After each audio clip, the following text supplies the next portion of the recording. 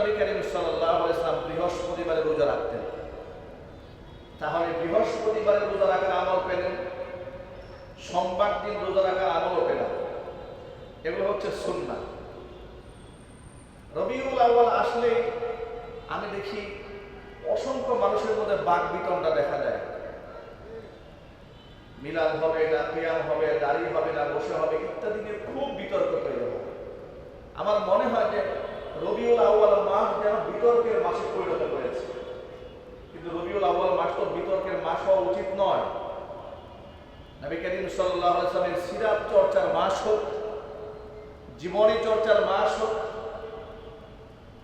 আমাদের মধ্যে ভুলগুলো রাসূল পাক সাল্লাল্লাহু আলাইহি ওয়াসাল্লামের জীবনের আলোকে আমরা সংশোধন করে নেই। কিন্তু আমরা এমন কোনো আমল করবো না, এমন কোনো কথা বলবো না যা কোরআন গ্রহণ করে না, হাদিস এলাও করে না, এমন আমল আমরা করব না। কারণ মার চেয়ে মাসির দরদি বেশি হলে এটা আলামত ভালো না খারাপ? ইসলামের দরদ মুহাম্মদ সাল্লাল্লাহু আলাইহি ওয়াসাল্লামের অন্তরে যতটুকু ছিল, সাহাবায়ে কেরামের অন্তরে যতটুকু ছিল, আমাদের দরদ কি তার চাইতে বেশি? মোটেও নয়। তাহলে ইসলামের শিক্ষক হচ্ছে নবীনা মুহাম্মদুর রাসূলুল্লাহ সাল্লাল্লাহু আলাইহি ওয়াসাল্লাম। সুতরাং তার কাছ থেকে আমরা শিক্ষা গ্রহণ করব। গতকালকে একটা অনাকাঙ্ক্ষিত ঘটনা ঘটেছে বাংলাদেশে। জনৈক বিতর্কিত এক বক্তা সুন্নিপন্থী রাজপথে মিছিল মিটিং করেছে।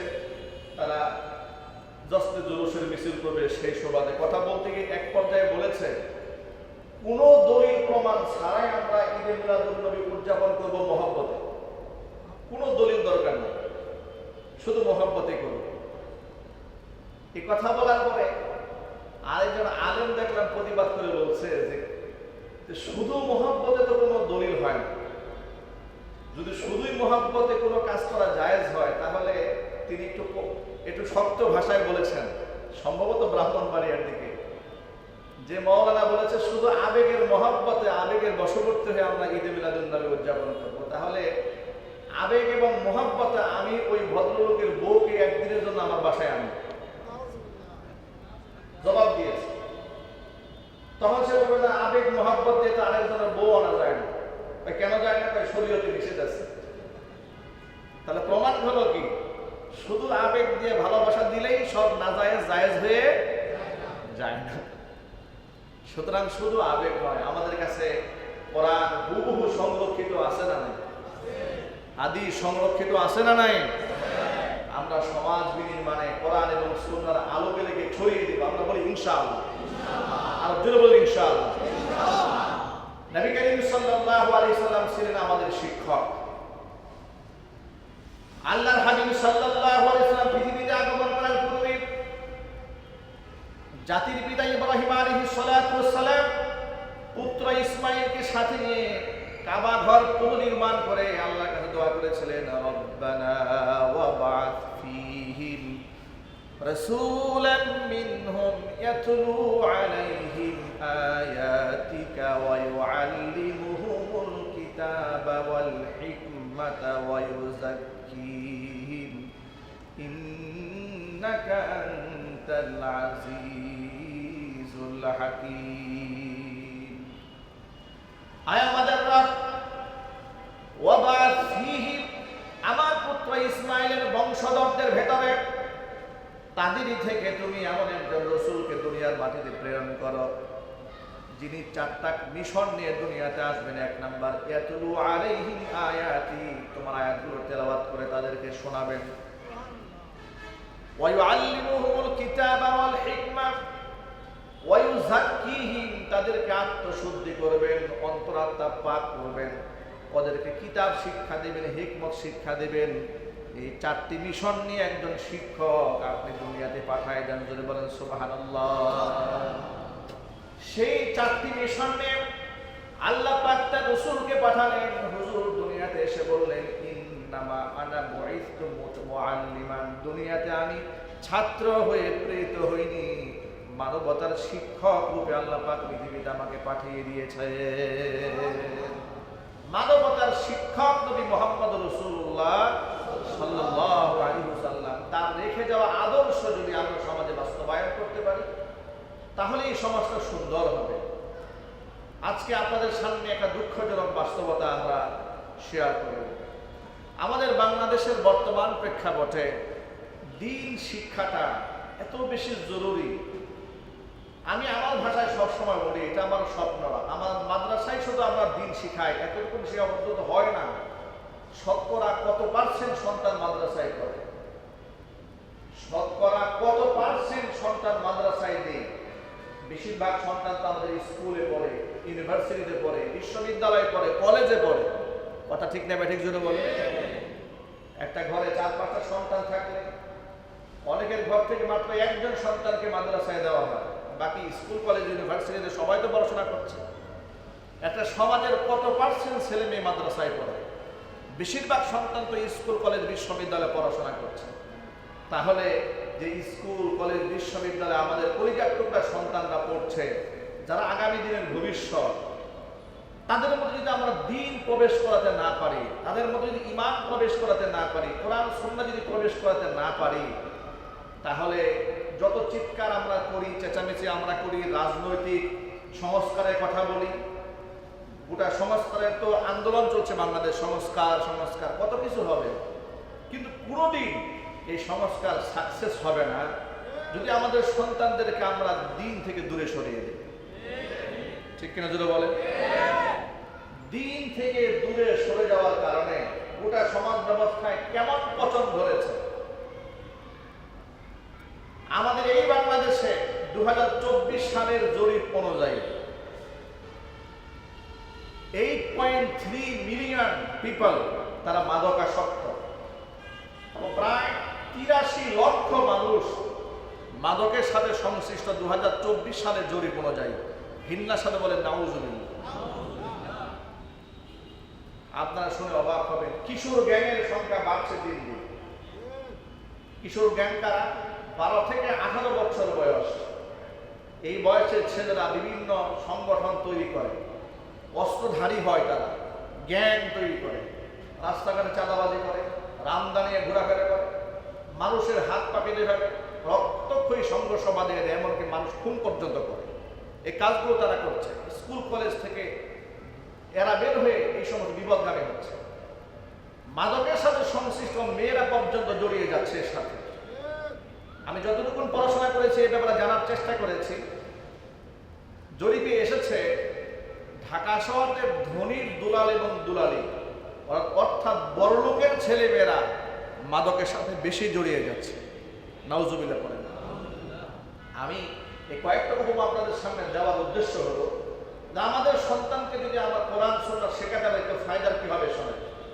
যে সমাজে 80 থেকে 83%, প্রায় 83 লক্ষ মানুষ মাদকাসক্ত হয়েছে, আমি যদি কোরআন হাতে নিয়ে চ্যালেঞ্জ করে আপনাদের সামনে বলি তাহলে আমার কাফফারা দিতে হবে না, কসম করলে কাফফারা দিতে হবে না। এই মাদকাসক্ত ব্যক্তিদের মধ্যে 1% তো কোরআন সুন্নাহ পড়ুয়া সন্তানদের খুঁজে পাওয়া যাবে না।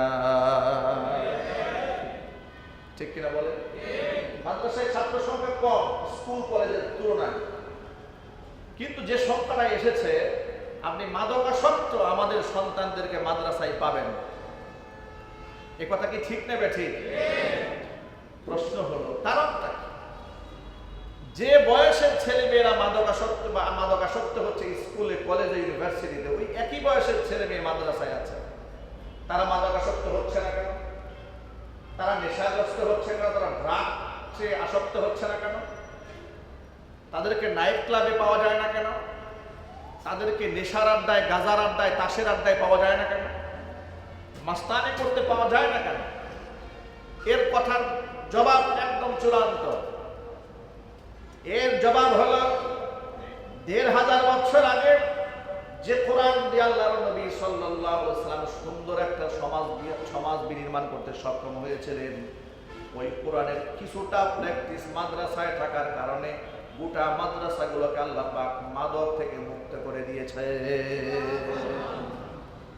সুতরাং ওই প্র্যাকটিসটা যদি গোটা সমাজ ব্যবস্থার মধ্যে হতো, যে প্র্যাকটিসটা মাদ্রাসায় করানো হয় এটা যদি স্কুলে করানো হতো, ইউনিভার্সিটি লেভেলে করানো হতো, তাহলে আমাদের বোনেরা ইফটিজিং এর শিকার হতেন না। আমাদের ভাইরা মাদকাসক্ত হতেন না, আমাদের আগামীর বাংলাদেশ একটা নিরাপদ বাংলাদেশ হয়ে যেত। কথা ঠিক না ব্যাটিক জুড়ে বলে? এই জন্য ধর্মীয় শিক্ষক এবং ধর্মীয় সিলেবাস স্কুলেও থাকা উচিত, বিশ্ববিদ্যালয়ে থাকা উচিত।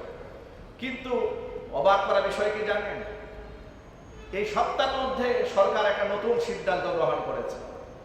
সেই সিদ্ধান্ত হচ্ছে বাংলাদেশে যতগুলো প্রাইমারি স্কুল আছে সমস্ত প্রাইমারি স্কুলে তারা সরকারের পক্ষ থেকে একজন করে গানের শিক্ষক নিয়োগ দেবেন। একটু জোরে বলতে হবে না? আমি আপনাদেরকে বলি, গানের শিক্ষক নিয়োগ দেওয়ার ব্যাপারে বাংলাদেশের 90-95% মানুষ মুসলমান। এই সংখ্যাগরিষ্ঠ মুসলিম দেশের ছোট্ট ছেলে মেয়েদেরকে, আমাদের সন্তানদেরকে আনুষ্ঠানিকভাবে রাষ্ট্রীয় কারিকুলামে গান শেখানো হবে, রাষ্ট্রীয় কোষাগার থেকে তাদেরকে বেতনভুক্ত করে শিক্ষক নিয়োগ দেওয়া হবে। এখন আপনারা বলেন এই দাবির সাথে কি আপনারা একমত? চিৎকার দিয়ে বলুন একমত। এখানে কত পার্সেন্ট লোক আপনারা এর বিরুদ্ধাচরণ করেন? আমি দু হাত দেখতে চাচ্ছি।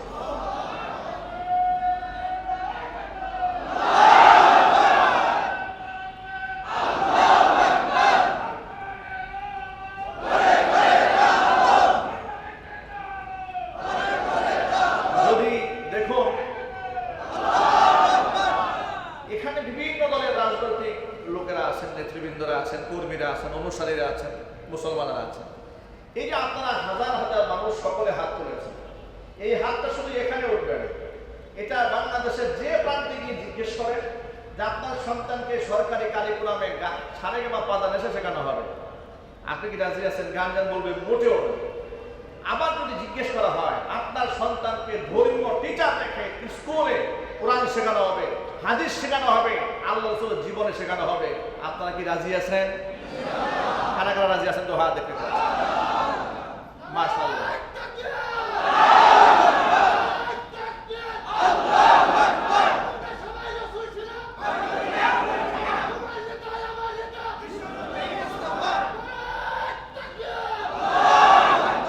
আমার প্রশ্ন হলো, তাহলে যে শিক্ষা সকলে চান সেই শিক্ষা কেন সরকার চান না? যে শিক্ষা কেউ চায় না সেই শিক্ষা কেন সরকার আমাদের উপর চাপিয়ে দিতে চান? ডক্টর মোহাম্মদ ইউনূস, আমরা যার ব্যাপারে অনেক প্রশংসা করেছি, তিনি অত্যন্ত শিক্ষিত মানুষ, মর্যাদাপূর্ণ মানুষ। তার কাঁধে কোন ভূত সওয়ার হলো? সংস্কারের এত গুরুত্বপূর্ণ দিক আছে, এগুলো বাদ দিয়ে উনি বিতর্কিত বিষয়গুলো কেন নিয়ে আসতেছেন? আইনের শাসন প্রতিষ্ঠিত হচ্ছে না, অপরাধীরা এখন নাকের ডগায় ঘুরে বেড়াচ্ছে, এদেরকে গ্রেফতার করার সময় পায় না সরকার। কথা বলে না কেন? প্রতিনিয়ত ফেসবুক, অনলাইনে, সোশ্যাল মিডিয়াতে আমাদেরকে থ্রেট করছে, ওরা আসলে নাকি আমাদেরকে দেখায় দেবে, এগুলো থ্রেট করছে। এদেরকে অ্যারেস্ট করার সময় নাই, এদের পিছনে টাকা বরাদ্দ করার সময় নাই গ্রেফতার করার পেছনে। প্রশাসনের অসংখ্য লোকেরা এখনো পর্যন্ত স্বৈরাচারী নাতিপুতিরা বসে আছে, সরকারের কথা মানে না। এগুলো ডক্টর আসিফ নজরুল নিজে স্বীকার করেছেন। অথচ তাদের সংসার সংস্কারের ব্যাপারে কোনো বক্তব্য নাই, নতুন পুলিশ নিয়োগের ব্যাপারে খুব একটা আন্তরিকতা প্রকাশ করে দেখা যাচ্ছে না। রাজনৈতিক নেতৃবৃন্দকে ঝুঁকের মধ্যে ফেলে দিচ্ছে। পক্ষান্তরে বিতর্কিত কোথাকার কোন গানের শিক্ষক নিয়োগ দেওয়ার জন্য মাথা নষ্ট হয়ে গেছে। এরপরে নারী আন্দোলনের নামে, নারী অধিকারের নামে ট্রান্সজেন্ডার ইস্যুকে টেনে নিয়ে সামনে নিয়ে আসছে। মানে অহেতুক বিতর্কিত বিষয়গুলোকে সামনে এনে গুরুত্বপূর্ণ বিষয়কে পেছনে ফেলে সরকার যে উদ্যোগ নিয়ে সামনে এগোচ্ছে, আমার তো মনে হচ্ছে স্বৈরাচারী হাসিনার মাথায় যে ভূত উঠেছিল সেই বা তার মাথায় উঠে বসে আছে। মনে রাখবেন, আমরা কিন্তু ভূত তাড়াতে জানি। কি বলেন? ভূত তাড়ানোর মলম, ঔষধ, ঝাড়ফুঁক সব আমাদের জানা আছে না? কথা বলে জানা আছে না? আমরা শুধু শু দেব, মলম দলার দায়িত্ব আপনাদের। কি বলেন? রাজি আছেন তো ইনশাল্লাহ? সুতরাং প্রাথমিক বিদ্যালয়ে গানের শিক্ষক নয়, গোটা পৃথিবীর জরিপ বলেছে গানের শিক্ষকরা লম্পট হয়, বদমাশ হয়, চরিত্রহীন হয়। আমরা আমাদের আগামী প্রজন্মকে লম্পট, বদমাশ, চরিত্রহীন বানাতে চাই না। আমাদের সন্তানদেরকে আমরা ধার্মিক, ইমানদার, তাহাজ্জুদগুজারি, মাদক মুক্ত বানাতে চাই। মাদক মুক্ত সমাজ বিনির্মাণ করতে গেলে ধর্মীয় শিক্ষক নিয়োগের বিকল্প কোনো রাস্তা নাই। গানের শিক্ষক যে স্কুলে নিয়োগ দেওয়া হবে, কান ধরে সেখান থেকে বের করে দেওয়া হবে।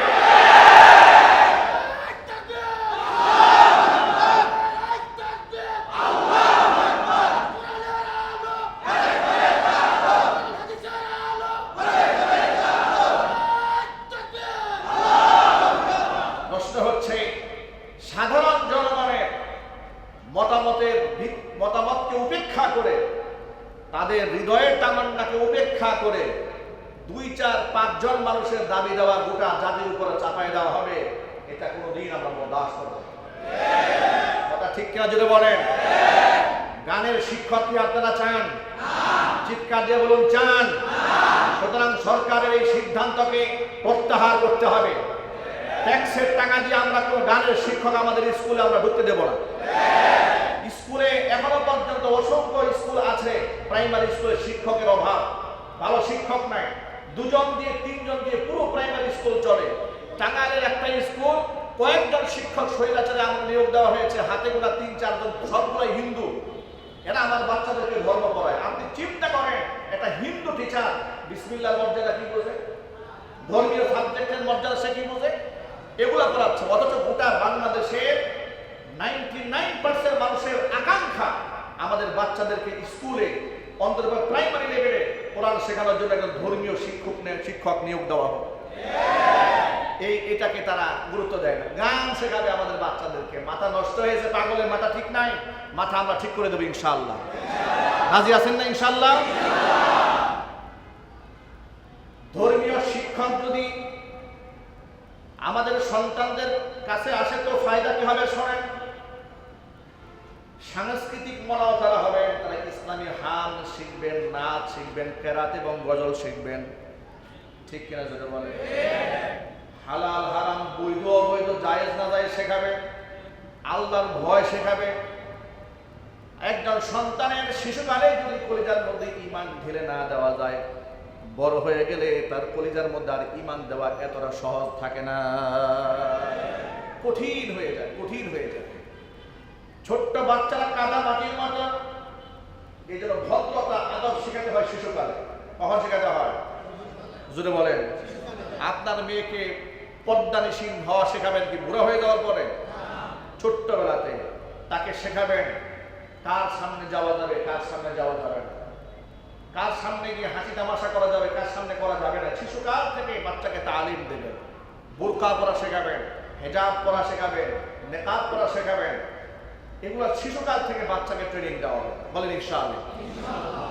বাচ্চারা কাদা মাটির মতো, এদেরকে ছোটবেলায় আপনি যা শেখাবেন, কাদা মাটি নরম থাকা অবস্থায় যা খুশি তা বানানো যায়, কিন্তু যখন শক্ত হয়ে যায়, পুরা মাটি হয়ে যায়, তখন আর ঠিক করা যায় না, ভেঙে যায়। ওরা আমাদের শিক্ষা কারিকুলামের মধ্যে বিগত স্বৈরাচারীর আমলে হিন্দুত্ববাদী মিশন কার্যকর করার জন্য ধর্মীয় সমস্ত ছাত্রীগুলোকে পেছনে ফেলে দেওয়া হয়েছিল। ঠিক কিনা জোরে বলেন। যত প্রকারের অমূলক শিক্ষা, সব শিক্ষা ব্যবস্থার মধ্যে ঢুকে দেওয়া হয়েছিল। আমরা চাই আগামীর বাংলাদেশটা কোরআন সুন্নাহর বাংলাদেশ বানাতে চাই। বলেন ইনশাআল্লাহ। কোরআন সুন্নাহ যদি না আসে, শুধু সংস্কার দিয়ে কোনো কাজ হবে না। কারণ বিগত জীবনের শিক্ষিত সমাজের লোকেরা এই সমাজকে কি উপহার দিয়েছে? তারা দিয়েছে ঘুষ, দুর্নীতি, অপশাসন, জুলুম, আয়নাঘর, নির্যাতন, নারী ধর্ষণ, এগুলোই তারা উপহার দিয়েছে। গোটা জাতিকে ইনসাফ তারা উপহার দিতে পারে নাই।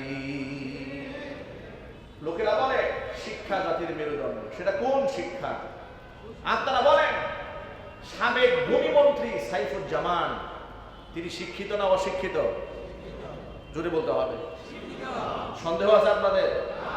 আজকের দৈনিক আমার দেশ পত্রিকা রিপোর্ট করেছে, তিনি এবং তার পরিবারের সদস্যরা মিলে মাত্র 1200 কোটি টাকা, 1200 কোটি টাকা বাংলাদেশের টাকা বিদেশে পাচার করে নিয়ে গেছে। দুবাইয়ে 266টা ফ্ল্যাট ক্রয় করেছে এই শিক্ষিত নামক কুলাঙ্গারেরা। আমি এই জন্য আমার ভাষায় সবসময় বলি, এই দেশের তথাকথিত শিক্ষিত চোরেরা, শিক্ষিত ডাকাতেরা, শিক্ষিত খুনেরা রাষ্ট্রের যে ক্ষতি করেছে, অশিক্ষিত লোকেরা 1000 বছরেও তার অর্ধেক করতে পারবে না। ঠিক না ঠিক বলে? দিনাজপুরে বড়পুকুরিয়া কয়লার খনি থেকে বিলিয়ন বিলিয়ন টাকার কয়লা হঠাৎ করে গায়েব হয়ে গিয়েছিল স্বৈরাচারের আমলে। বিলিয়ন, মিলিয়ন না, বিলিয়ন বিলিয়ন টাকা, সম্ভবত হয়তো 300 বিলিয়নের উপরে, আমার সংখ্যাটা এক্স্যাক্টলি মনে নাই, 300 বিলিয়নের ডলারের উপরে টাকা না, এটা ডলার। এত টাকার কয়লা গায়েব হয়ে যায়, দেশের সরকারের খবর থাকে না। বাংলাদেশ ব্যাংকের স্বর্ণ হঠাৎ করে তামা হয়ে যায়, খবর থাকে না। বাংলাদেশ ব্যাংকের রিজার্ভের টাকা গায়েব হয়ে যায়, খবর থাকে না। খবর হবে কি করে? এরপরে সুইস ব্যাংকে অ্যাকাউন্টে দেশের মানুষ টাকা রেখেছে। তারা বারবার বলেছে সরকার যদি চায় যে নাম কারা কারা রেখেছে আমরা নাম দেব, কিন্তু সরকার না চাইলে তো দিতে পারবো না। সরকার বলে নাম দেওয়ার কোনো দরকার নাই, নাম দেওয়া কোনো দরকার নাই। সুইস ব্যাংকে কারা টাকা রেখেছে, সুইস ব্যাংকে টাকা কারা রাখে তাদের নাম দেওয়া দরকার নাই, কিন্তু 116 জন আলেমের নামের তালিকা করে দুদকে জমা দিয়ে তাদের নাম পত্রিকায় প্রকাশ করা খুব দরকার ছিল। কথা বুঝেন না আপনারা? 116 জন আলেমের নামের তালিকা তৈরি করে পত্রিকায় প্রকাশ করেছে, সংবাদ সম্মেলন করেছে, বাংলাদেশের থানায় থানায় গিয়েছে। তারা যেন ওয়াজ মাহফিল করতে না পারে, বক্তব্য দিতে না পারে, পুলিশকে যেন বাধা দিয়ে মাহফিল বন্ধ করে দেয়। আলেমের নামের তালিকা তৈরি করেছিল স্বৈরাচারীরা, কিন্তু সুইস ব্যাংকে কারা টাকা রাখে, রাষ্ট্রের টাকা কারা বিদেশে পাচার করে, তাদের নামের কোনো তালিকা তৈরি হয় নাই। এর মানে হচ্ছে আপনি শুধু সংস্কার করে কোনো পরিবর্তন আনতে পারবেন না। আগামীর বাংলাদেশটাকে যদি কোরআন সুন্নাহ বাংলাদেশ বানাতে হয়, ধর্মীয় শিক্ষক নিয়োগ দিয়ে শিশুকাল থেকে আমাদের সন্তানদের আর স্বৈরাচারী শেখ হাসিনা না হয়, সাইফুজ্জামানের মতো দুর্নীতিবাজ না হয়, খুনি এবং স্বৈরাচারী হাসিনা তৈরি না হয়, এজন্য আমাদের সন্তানকে কোরআন শিক্ষার বিকল্প কোনো রাস্তা নাই। শুধু ওয়াজ করে দেশ ভালো বানানো যাবে না, ধর্মীয় শিক্ষার প্রয়োজন। ধর্মীয় শিক্ষা অন্তরের মধ্যে থাকলে সে ব্যক্তি জানবে কোনটা হালাল কোনটা হারাম। কোরআন শরীফটা খোলা মাত্র তারা বুঝে ফেলবে। আপনি টাকা কি করে আত্মসাৎ করবেন? স্বয়ং আল্লাহ রাব্বুল আলামিন অন্যের টাকার ব্যাপারে এত বেশি গুরুত্ব দিয়েছেন, খবরদার খবরদার তোমরা অন্যের টাকা হাত স্পর্শ পর্যন্ত করবে না। তাদের আমানতের টাকা, একে অপরের টাকা আত্মসাৎ করে তোমরা খাবে না। আল্লাহ পাক কোরআনের ভাষায় বলছেন 188 নম্বর আয়াত সূরাতুল বাকারা, ওয়ালা তাকুলু আমওয়ালাকুম বাইনাকুম বিল বাতিলি ওয়া তুদলু বিহা ইলাল হুকামি লিতাকুলু ফারীকাম মিন আমওয়ালিন নাসি বিল ইসমি ওয়া আনতুম তা'লামুন। আল্লাহ পাক বলেন ওয়ালা তাকুলু আমওয়ালাকুম বাইনাকুম বিল বাতিল, অন্যায়ভাবে তোমরা একে অপরের সম্পদকে আত্মসাৎ করবে না। আবার অন্যায়ভাবে অন্যের সম্পদ দখল করার জন্য তুদুলু বিহা ইলাল হুকাম, আদালতে মামলা দায়ের করে অন্যের জমি জমা অন্যের সম্পদ দখল করবা, অন্যায়ভাবে সেটাও যেন না হয়ে যায়। সমাজের মধ্যে এমন কিছু দুর্নীতিবাজ আছে, ভূমি খেকু আছে, ভূমি দস্যু আছে, ভূমি ডাকাত আছে, অন্যের জমি দখল করে, যার জমি দখল করে উল্টা তার বিরুদ্ধে মামলা দায়ের করে, আছে না নাই? এমন ভূমি দস্যু আর ভূমি খেকু, ভূমি ডাকাত এটা পৃথিবীতে আসবে, এটা আল্লাহ জানেন না? আরো যদি বলুন, আল্লাহ বলছেন ওয়াতুদুলু বিহা ইলাল হুকাম, বিচারকের কাছে মামলা দায়ের করবা, লিতাকুলু ফারীকাম মিন আমওয়ালিন নাস, তোমরা মানুষের সম্পদকে ভক্ষণ করবে, বিল ইসমি, জেনে শুনে অন্যায়ভাবে, ওয়া আনতুম তা'লামুন, তোমরা জানো। জেনে শুনে অন্যের সম্পদ কুক্ষিগত করার জন্য উল্টা তার বিরুদ্ধে মামলা দায়ের করে তার বিপদে ফেলাই দিবা, এই কাজ করতে পারবা না, এটা হারাম। এটা কি জোরে বলেন? আরো জোরে বলেন, এটা কি হারাম। শুধু কি তাই? আল্লাহ নবী সাল্লাল্লাহু আলাইহি ওয়াসাল্লাম বলেছেন লা'নাল্লাহু রাশিয়া ওয়াল মুরতাশিয়া, যেই ব্যক্তি ঘুষ দেয় আর যেই ব্যক্তি ঘুষ খায় তাদের উভয়ের উপর আল্লাহ পাকের লানত। নাউজুবিল্লাহ বলেন। সব সেক্টর থেকে ঘুষ বন্ধ হয়ে গেছে, ঘুষ বন্ধ হয় না। যারা ঘুষ নিচ্ছে সব অশিক্ষিত মূর্খ মানুষ, কথা বলে না, অশিক্ষিত মূর্খ মানুষ। প্রায় সময় দেখেন জমি রেজিস্ট্রি করতে গেলে রেজিস্ট্রার অযথা অহেতুক হয়রানি করে, প্রশ্নবাণে জর্জরিত করে বেশ কিছু মোটা অঙ্কের টাকা দাবি করবে, টাকা দিবেন সব বৈধ হয়ে যাবে, ঠিক না ভাই? ঠিক।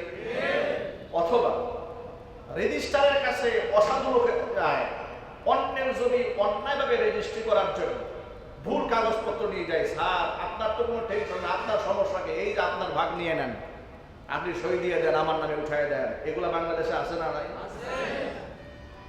প্রতিটা সেক্টরে ঘুষ, দুর্নীতি। যে প্রশাসন আপনি বেড়া দিয়েছেন যেন ক্ষেত না খায় ছাগল, প্রশাসনের দায়িত্ব হচ্ছে আইন শৃঙ্খলা রক্ষা করা নাকি নষ্ট করা? আর চিল্লায় বলেন, মানুষের জানমাল রক্ষা করা নাকি নষ্ট করে দেওয়া? রক্ষা করা প্রশাসনের দায়িত্ব। সেই প্রশাসন আজকে কি করছে লক্ষ্য করে দেখেন। স্বৈরাচার আমলে কি করেছে? পশু পাখির মতো গুণ করে মানুষ খুন করেছে। কথা ঠিক না ঠিক যেটা বলে। কয়েকদিন আগে বাংলাদেশের তরুণ রাজনীতিবিদ, প্রথম সারির রাজনৈতিক নেতা ভিপি নুরুল হক নুরুকে আর্মি এবং পুলিশ মিলে যেভাবে পিটালো, আমার মনে হচ্ছে কত রাগ আর কত ক্ষোভ, কত গুসা এই ভিপি নুরুল হক নুরুর পরে আর্মি রয়েছে, পুলিশের রয়েছে। আমার তো চিৎকার করে যদি বলি আমার দিল কিছুটা ঠান্ডা হবে। নিঃসন্দেহে সেনাবাহিনীর ওই সমস্ত কর্মকর্তারা এবং পুলিশের ওই সমস্ত কর্মকর্তারা যারা তার উপর হামলা করেছে, একটু তথ্য উপাত্ত উদ্ঘাটন করে দেখুন, একটু ইনভেস্টিগেশন করে দেখুন, তারা স্বৈরাচারী রেখে যাওয়া আন্ডা বাচ্চা। কারণ স্বৈরাচার পতনে ভিপি নুরুল হক নুরু বাংলাদেশের রাজপথে প্রথম সারির লড়াকু সৈনিক ছিলেন।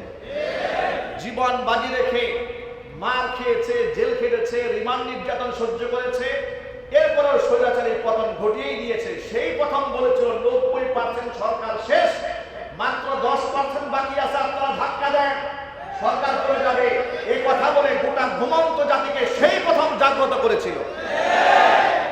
সুতরাং তার উপর স্বৈরাচারের রাগ নাই, গুসা নাই, মান অভিমান নাই। ওদের নিয়োগকৃত পালিত এই সমস্ত পশু রাষ্ট্রের পোশাকে থাকবে, তা আমরা সহ্য করব না। আমাদের কথা একদম পরিষ্কার, দেশ বিরোধী কার্যক্রম যারা করেছে, রাষ্ট্র বিরোধী কার্যক্রম বর্তমানে যারা চালিয়ে যাচ্ছে, তাদের নিয়োগকৃত তাদের পালিত কুকুরগুলোকে ফুটেজ দেখে দেখে চিহ্নিত করে চাকরি থেকে তাদেরকে বরখাস্ত করে সর্বোচ্চ শাস্তির আওতায় আনতে হবে। একদিক থেকে দেখি সেনাবাহিনী দুঃখ প্রকাশ করে, পুলিশ দুঃখ প্রকাশ করে, রাজনৈতিক নেতৃবৃন্দ দুঃখ প্রকাশ করে, সবাই হসপিটালে দেখতে যায়, সবাই যদি দুঃখ প্রকাশ করে তাহলে অপরাধটা করলো কে? কথা বুঝেন নাই? আশ্চর্যের ব্যাপার, বিএনপি দুঃখ প্রকাশ করে, কারণ নাম বলে না, বলে যারা করেছে ভাসুরের নাম মুখে আনতে কষ্ট হয় তো। জামাতও দেখি নাম বলে না, প্রকাশ্য দিবালোকে আমরা দেখলাম গোটা জাতি দেখলো পুলিশ পিটাচ্ছে, আর্মি পিটাচ্ছে, সেনাবাহিনী পিটাচ্ছে। এত ভয় কেন? পুলিশের নাম, আর্মির নাম মুখে আনতে যদি ভয় লাগে, এতটুকু মুনাফিকি চিন্তা চেতনা নিয়ে, সাহসিকতা নিয়ে রাজনীতি করেন, জাতির সামনে লজ্জা হয় না? রাজনীতিবিদ এমন হতে হবে, সে যেই পোশাকে আসুক, হাসিনার পোশাকে আসুক, আর পুলিশের পোশাকে আসুক, সেনাবাহিনীর পোশাকে আসুক, জাতির বিরুদ্ধে, জনগণের বিরুদ্ধে, মানুষের বিরুদ্ধে, ইনসাফের বিরুদ্ধে যে দাঁড়াবে তার বিরুদ্ধে আমাদের দাঁড়িয়ে যেতে হবে।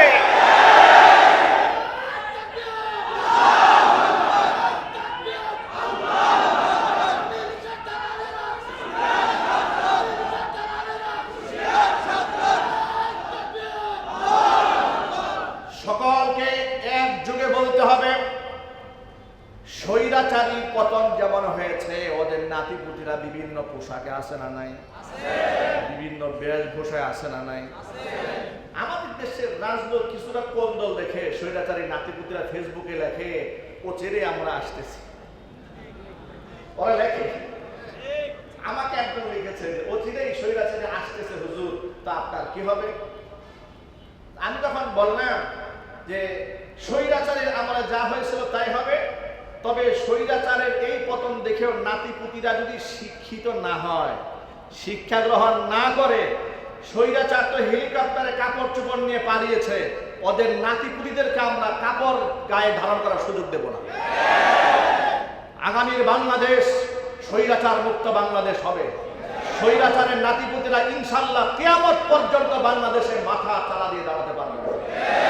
এই সুযোগ আমরা দেব না। পাগলের সুখ মনে মনে টাকা রেখে পাতা গনে। বাংলাদেশে একটা কথা আছে, এগুলা বোকার স্বর্গে বসবাস করছে। ওরা পুলিশ, সেনাবাহিনী, আর্মি, এনএসআই, ডিজিএফআই, ডিবি সব কিছু পাহারা দিয়ে ওদের মাকে রক্ষা করতে পারে না, আপাকে রক্ষা করতে পারে না। ওরা আবার চিন্তা আছে ভারত থেকে তাকে সরকার বানায় দেশের মধ্যে বসাই দেবে। আমি আপনাদের একটা কথা স্পষ্ট বলি, শেখ হাসিনা শুধুমাত্র বাংলাদেশের স্বাধীনতা সার্বভৌমত্বের দুশ্মন নয়, সে আল্লাহ কোরআনের দুশ্মন, দাড়ি টুপির দুশ্মন, আলেমদের দুশ্মন। এদিকে আপনাদের সন্দেহ আছে? সে ইসলামিক রেভলিউশনের দুশ্মন, সে আলেমদেরকে জঙ্গি বানিয়েছে, বুরকাওয়ালা মহিলাদেরকে জঙ্গি বানিয়েছে, দাড়ি টুপিওয়ালা মানুষদেরকে রাজাকার বানিয়ে, আলবদর বানিয়ে আল শান্তকে ফাঁসির মঞ্চে মঞ্চাইতে করেছে। সুতরাং ইসলাম বিদ্বেষী এই চিন্তা চেতনার মানুষ বাংলাদেশে সোজা হয়ে কোনোদিন দাঁড়াতে পারবে না ইনশাআল্লাহ। যদি আরেকটা যুদ্ধের প্রয়োজন হয় আপনারা প্রস্তুত আসেন কিনা আমি দুহাত দেখতে চাচ্ছি।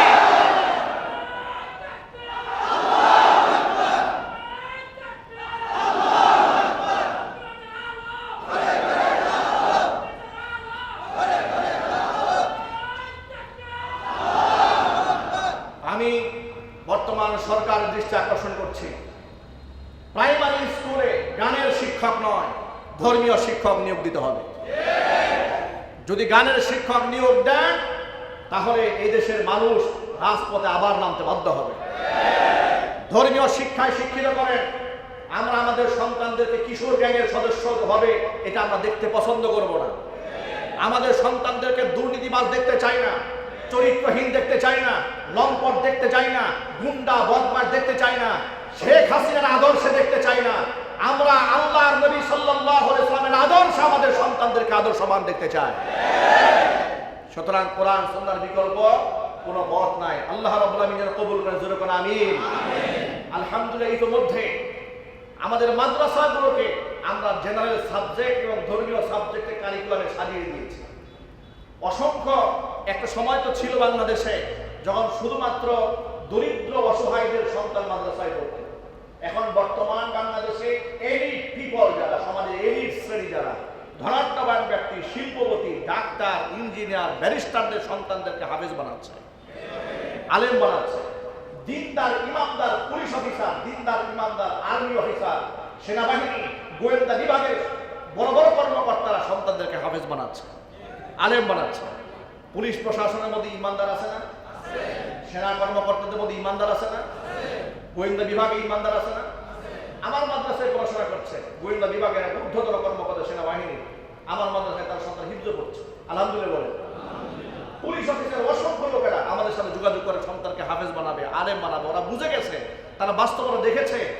ওই যে কয়েকদিন আগে তো গোটা জাতিকে চোখে আঙ্গুল দিয়ে দেখিয়ে দিয়েছে ইংলিশ মিডিয়ামের মেয়েটা বাবা মার বিরুদ্ধে মামলা করেছে হাইকোর্টে গিয়ে। এমনকি বাবা মাকে গোটা জাতির সামনে মোস্ট ক্রিমিনাল বলে আখ্যায়িত করেছে সন্তান। নাউজুবিল্লাহ বলেন। এই দৃশ্যগুলো দেখে দেখে সচেতন গার্জেনরা বুঝে ফেলছে যে না, আমাদের সন্তানদেরকে দ্বীন ইমান ছাড়া হলে আমাদের আগামী ভবিষ্যৎ অন্ধকার হয়ে যাবে। এর চাইতে বড় ব্যর্থ বাবা আর মা কি হতে পারে? বাবা মা দুনিয়া থেকে মরে গেল, সন্তান তার জন্য দোয়াও করতে পারে না। কথা ঠিক না ব্যাঠিক জন্য বলেন। ছোট্ট একটা এক্সাম্পল আপনাদের সামনে উপস্থাপন করি বোঝাবার জন্য। কয়েকদিন আগে আপনারা দেখেছেন বাংলাদেশের এক কুখ্যাত ব্যক্তি এডলফ খান। দেখতে নারী না পুরুষ না হিজড়া না ট্রান্সজেন্ডার বোঝার কোনো উপায় নাই। জামা কাপড়ে এমন বেশভূষা, পাঞ্জাবি বলবেন না থ্রি পিস বলবেন, কোনো উপায় নাই। তারা আবার এ দেশে ক্রেস্ট পায়, পুরস্কার পায়, সুদর্শন পুরুষ হিসেবে। একটু বলে নাউজুবিল্লাহ। কয়েকদিন আগে এই ভদ্রলোকের বাবা মারা গেছে। মারা যাওয়ার পরে জানাজার নামাজে সে উপস্থিত হয়েছে। যে জামাটা পরে উপস্থিত হয়েছে, লেডিজেন্ডা লিখেছে এটা কি পাঞ্জাবি না থ্রি পিস, বোঝা কষ্ট হয়ে যাচ্ছে। আরো আফসোস যে সালোয়ারটা পরেছে এটা কি পায়জামা নাকি প্লাজো না ছায়া, এটা বলা মুশকিল। এগুলা পরে বাবার জানাজায় গেছে। দেখেন আকামটা করছে কোথায়, সে কি পড়েছে এটা তার ব্যক্তিগত ব্যাপার। জানাজার নামাজে দাঁড়িয়ে বাবার জানাজার সামনে দাঁড়িয়ে আছে, এরকম করে হাত বেড়ে দাঁড়িয়ে আছে। দাঁড়িয়ে যাওয়ার পরে